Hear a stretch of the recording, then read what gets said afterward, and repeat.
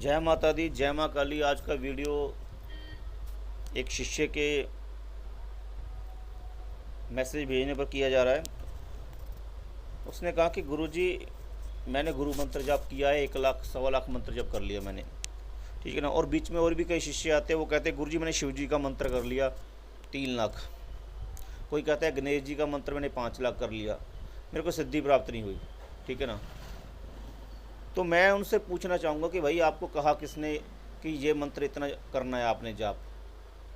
आपको पता है, आपके गुरु ने बताया कि आपके गुरु ने कहा कि गुरु मंत्र जाप कीजिए, या आपके गुरु ने आपको विधि बताई कि गुरु मंत्र को सिद्ध कैसे करना है? हर किसी मंत्र की विधि होती है, आपको बताया गुरु ने, ठीक है ना। आपने शिव जी की साधना की, आपको बताया किसी ने कि शिव जी की साधना कैसी होती है, शिव मंत्र की साधना कैसे होती है, गणेश मंत्र की साधना कैसे होती है, कुबेर मंत्र की साधना कैसे होती है? आपको बताया किसी ने? किसी ने नहीं बताया। आप अपनी मर्जी से लग जाते हो, और जब अपनी मर्जी से लग जाते हो तो भाई जितनी एंटिटियाँ होती हैं ना, सब आपके पीछे लग जाती है, और धीरे धीरे सारे आपके काम ख़त्म करने शुरू कर देती है, धन के स्रोत बंद कर देती है आपके, ठीक है ना। आमदनी का कोई जरिया नहीं रहने देती। घर में क्लेश आपसे करवाना, मन इतना चिड़चिड़ा कर देती है आपका कि आप अपने घर वालों से 2-2 मिनट बाद लड़ते रहते हो, और ऐसी कई हरकतें आप कर देती हो जो आपको आपकी नज़रों में गिरा देती है। जब शांत होते हो तो सोचते हो कि भाई ये क्या कर दिया मैंने, क्या कर रहा हूँ मैं। एक तरीके से आपके मन में कई बार ये भी बात आती है कि जब से मैंने मंत्र जब शुरू किया है तब से मेरा कहने का मतलब बैड टाइम शुरू हो गया। ये चीज़ें क्यों होती है, कभी सोचा आपने? पहले तो कभी आप गुरु के वचनों पर यकीन ही नहीं करते। क्यों? क्योंकि गुरु ने आपको कह दिया कि भाई ये साधना आप 1 साल तक करो, तो आप रुकते नहीं, 1 साल तक करते नहीं। आपका ज़्यादा से ज़्यादा मैं कहता हूँ कि भाई आप 10 दिन तक टिकते हो साधना में। अगर आपको गुरु असली विधि बता देना तो आप 10 दिन टिकोगे, इससे ज़्यादा आप टिक ही नहीं पाओगे साधना में। मेरे को एक बात बताओ, बड़े बड़े ऋषि हुए, विश्वामित्र हुए, वशिष्ठ ऋषि जी हुए, गौतम ऋषि जी हुए, भारद्वाज ऋषि जी हुए, भाई क्या वो उन्होंने 10-10 दिन में, 40-40 दिन में साधना सिद्ध की है? अरे भाई वो जंगलों में बैठे रहते थे।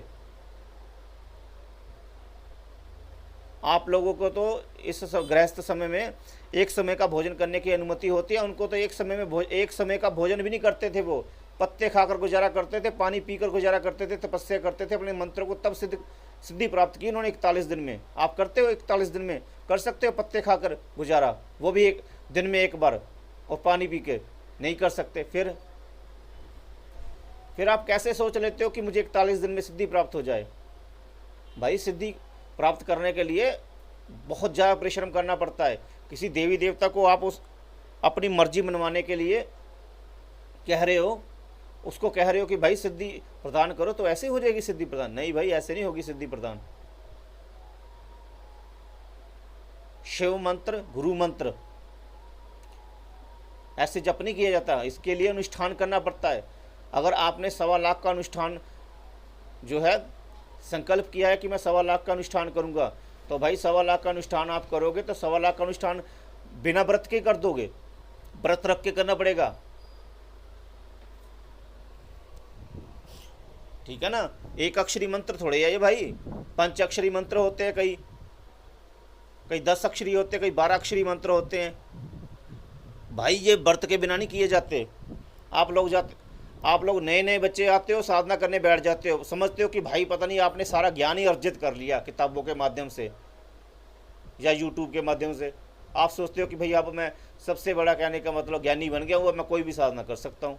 बस एक गुरु के पास जाते हैं, उसकी दीक्षा ले लेते हैं, उसका भी गुरु मंत्र उसके बिना पूछे ही लग जाते हैं जप करने के लिए। या कई बार ऐसे गुरु मिल जाते हैं जिनको ज्ञान ही नहीं होता, वो बोल देते हैं कि आप गुरु मंत्र जप करो, इतनी माला, विधि बताते नहीं है कि विधि क्या होती है भाई मंत्र जप की।